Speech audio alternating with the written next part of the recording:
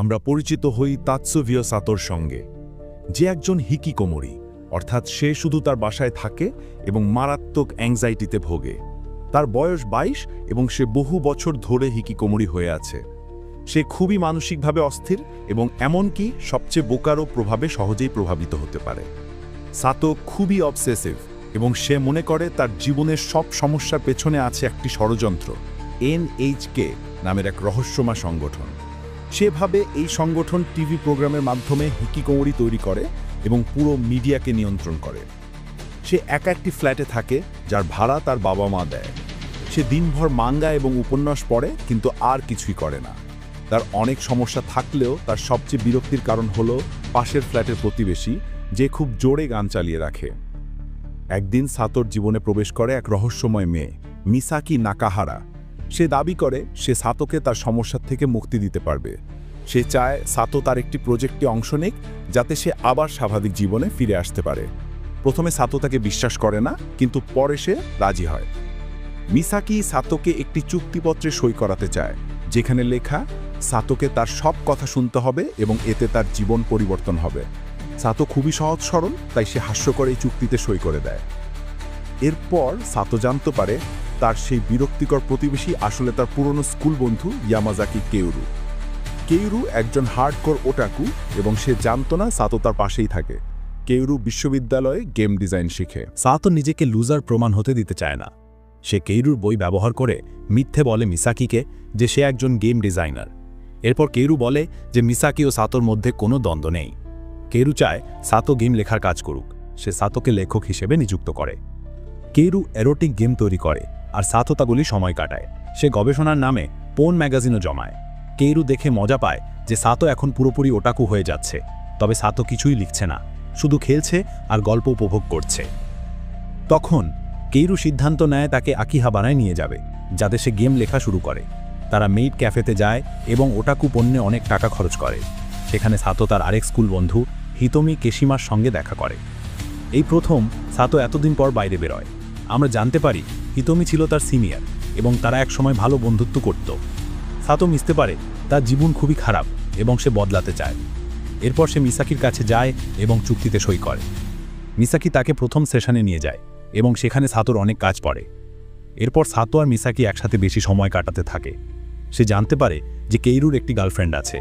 সে বিশ্বাসই করতে পারে না যে একজন ওটাকুর গার্লফ্রেন্ড থাকতে পারে। সে তারপর বিশ্ববিদ্যালয়ে যায় সত্যি জানতে, কিন্তু সেখানে প্যানিক অ্যাটাক হয়। সে জানতে পারে যে কেইরুর কোনো গার্লফ্রেন্ড ছিলই না। হতাশায় সাতো আবার বাসায় বন্দী হয়ে পড়ে। সে অসুস্থতার অভিনয় করে যেন কেইরু তার জন্য খাবার আনে। এই সময় তার মা ফোন করে। সে তার ভবিষ্যৎ নিয়ে কথা বলতে চায়। সাতো মিথ্যে বলে যে তার ভালো চাকরি আছে, এমনকি সে বলেও বসে যে তার গার্লফ্রেন্ড আছে এবং বিয়ে করতে যাচ্ছে। এখন সে ফেঁসে গেছে। কেইরু তাকে সাহায্য করে একটা ভুয়ো গেম কোম্পানি বানাতে, যাতে দেখানো যায় সে চাকরি করে। মিসাকিও রাজি হয় তার গার্লফ্রেন্ড সাজতে। সাতোর মা আসার আগে তাকে বাসা পরিষ্কার করতে হয়। মিসাকি এসে সাহায্য করে। তার মা আসে, তাদের সঙ্গে লাঞ্চ করে। রেস্টুরেন্টে যখন সাতো বাথরুমে যায়, তার মা মিসাকির সঙ্গে কথা বলে। সে জানায় সে সব বুঝে গেছে।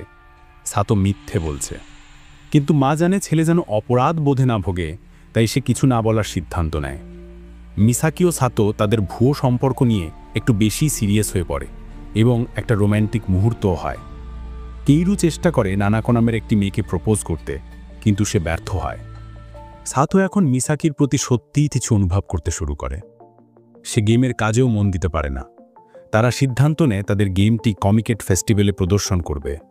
তার আগে তারা ফায়ারওয়ার্কস ফেস্টিভ্যালে যায়।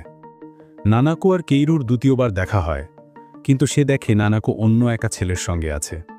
সে কিছু মনে না করার সিদ্ধান্ত নেয়। এর মাঝে মিসাকি অনেক বেশি রহস্যময়ী এবং দূরত্বপূর্ণ হয়ে পড়ে। তারা তাকে অনুসরণ করে সত্যি জানতে চায়। সাতোর একটা দুঃস্বপ্ন হয়, যেখানে সবকিছু তাকে আক্রমণ করছে। সেভাবে মিসাকিকে ভালোবাসলে সে চিরকাল হিকিকোমোরি হয়ে যাবে। হিতোমিও একা এবং বিষণ্ণ বোধ করতে থাকে। সে একটা রহস্যময়ী অনলাইন গ্রুপে যোগ দেয়। সে বলে সে একজন নির্যাতনকারী প্রেমিকের সঙ্গে আছে এবং সেই প্রেমিক আসলে সাতো। মেয়েটির মানসিক অবস্থা ভালো না। এর মাঝে কেইরু আর সাতো তাদের গেম শেষ করার চেষ্টা করে এবং ট্রিপের জন্য প্রস্তুতি নেয়। হিতোমি ডিনার করে আকিরা যোগাসাকির সঙ্গে। হিতোমি রেগে যায়, কারণ আকিরা তার কাজ ছাড়া কিছুতেই আগ্রহী না। পরে হিতোমি ও সাতো একসঙ্গে রাত কাটায় এবং সে অনলাইন গ্রুপের কথা জানায়। সাতো সিদ্ধান্ত নেয় সেই গ্রুপে যোগ দেবে যাতে সে মানুষের সঙ্গে সময় কাটাতে পারে। তারা সবাই একটি দ্বীপে ট্রিপে যায়, কিন্তু সাতো বুঝতে পারে এই গ্রুপ আসলে আত্মহত্যার চুক্তিতে যুক্ত এবং তারা দ্বীপে গিয়ে আত্মহত্যা করতে চায়। সাতো পালাতে চাইলেও সে আটকে পড়ে। এই সময়ে যোগাসাকি, কেউরু ও মিসাকি সত্যি জানতে পারে এবং তারা সাতোকে ও অন্যান্যদের বাঁচাতে ছুটে আসে। তারা সবাই যায় দ্বীপে এবং আত্মহত্যা বাধায়। সাতো অবশেষে বেঁচে যায় এবং ধীরে ধীরে স্বাভাবিক জীবনে ফিরে আসার চেষ্টা করে। কেমন লাগলো আজকের এপিসোড? এরকম আরও মজার মজার এপিসোডের জন্য সাবস্ক্রাইব করে পাশে থাকুন। দেখা হবে পরের ভিডিওতে।